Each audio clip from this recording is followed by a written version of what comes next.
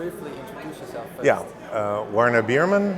I work for Gray Construction since 12 years. I'm responsible for business development in the European market. Basically means that I'm over in Europe a lot.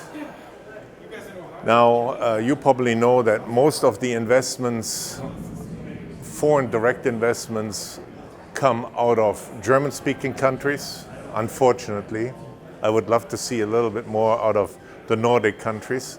And there's a lot of investment coming out of Asia, but I have colleagues that cover this.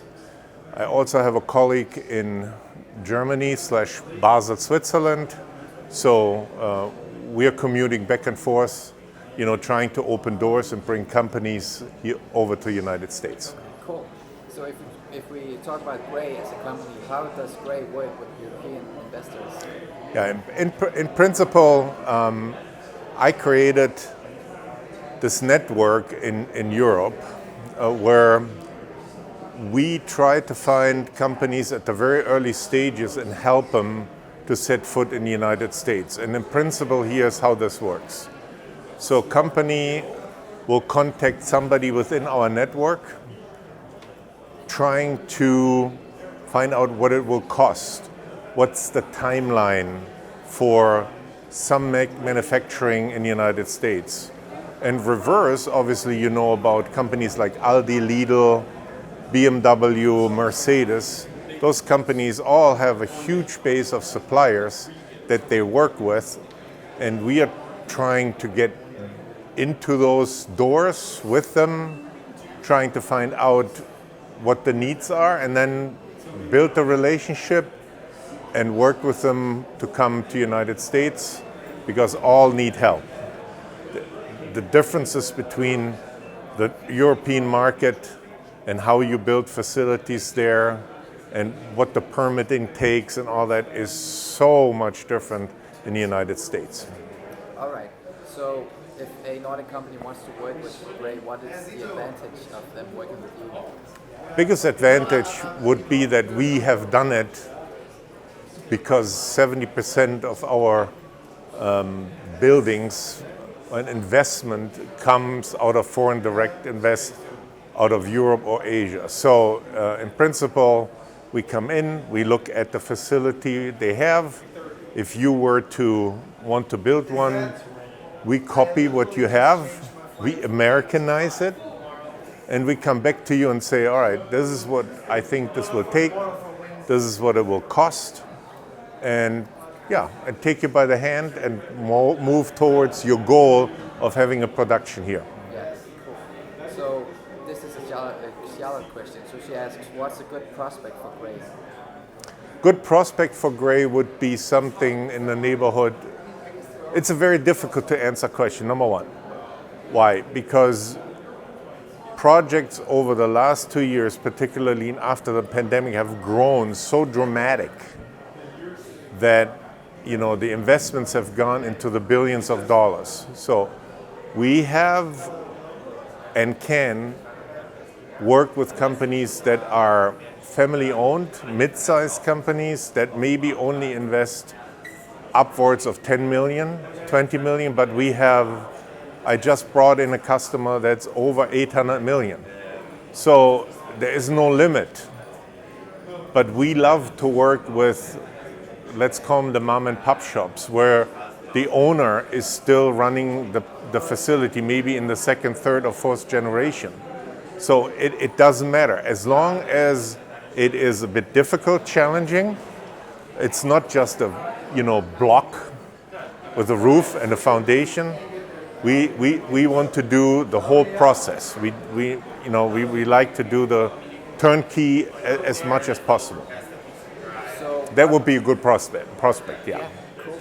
So the three main sectors that drives Gray, what are Our Grays goes. It's all industrial, number one. So it doesn't matter. We don't build hospitals or streets or high rises. It's all industrial. So the main one is food and beverage. We are the number one in the United States in food and beverage. The second one would be anything in logistics. large logistics centers, and that means hot and cold and ASRSs and you name it. And the other big one would probably be data centers, and then anything within automotive, any process in automotive. Yeah. Cool. So, based on your experience, what makes the site selection process successful? I think, in my experience in the last decade, it was always being early involved. Okay, so if a company is out there getting support from some of the TBIC members, site selection members, I like to be engaged as early as possible, because you can spend so much time and money on finding the right site that, if you haven't talked to a general contractor, you very rarely have a clue of what it's going to cost, right? And what your timeline is. Particularly since the pandemic, prices have almost doubled, okay? So early engagement is the most important thing. Yeah. Cool. Last question. So the three best advice for Nordic investors in the United States, what would you say to them? The three best advice. Get educated, number one. Be informed, educated. Find somebody that can support you. And I think, first of all, you have to find somebody that you can trust. You have to be really good in finding somebody that has the right experience for you, where the chemistry is right on both sides.